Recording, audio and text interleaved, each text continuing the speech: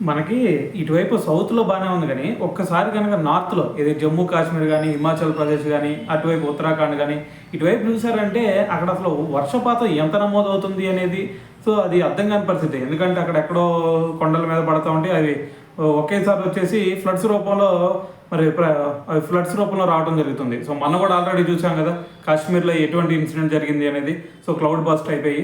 అయితే మరి వీటన్నిటి మీద కూడా సో, మరి ఖచ్చితంగా గవర్నమెంట్ దీని మీద ఒక డెసిషన్ అయితే ఖచ్చితంగా తీసుకోవాలి. ఎందుకంటే మరి ఆ వాటర్ ఏవైతే వస్తాయో సో, ఆ ప్రాంతాలు ఏదైతే ఆ వాటర్ వెళ్ళే ప్రాంతాలు ఏవైతే ఉంటాయో సో, అటువైపు మరి ప్రజల్ని వెళ్ళనీయకుండా అయినా చేయాలా? లేదు అంటే మరి వాటన్నిటిని కూడా ఒడిసి పట్టే విధంగా మనకి ఒక మంచి ప్రాజెక్టులు లాంటి ఇటువంటివి అయినా బిల్డ్ చేయాలా? సో, ఏదో ఒకటి దీని గురించి ఖచ్చితంగా ఏదో ఒకటి అయితే మరి ఒక డెసిషన్ అయితే ఖచ్చితంగా తీసుకోవాలి. లేదంటే మొన్న ఆల్రెడీ చూసాం కదా! సో, కొన్ని ఏ విధంగా మనకి ధ్వంసం అయిపోయినాయో సో, దాని తర్వాత ఎంత ప్రాణ నష్టం జరిగిందో సో, కాశ్మీర్‌లో చూసుకుంటే దాదాపు ఒక 50 మంది ఏమో చనిపోవడం జరిగింది. ఒక 1000 మంది ఏమో గల్లంతు అయినట్టు కనిపించారు.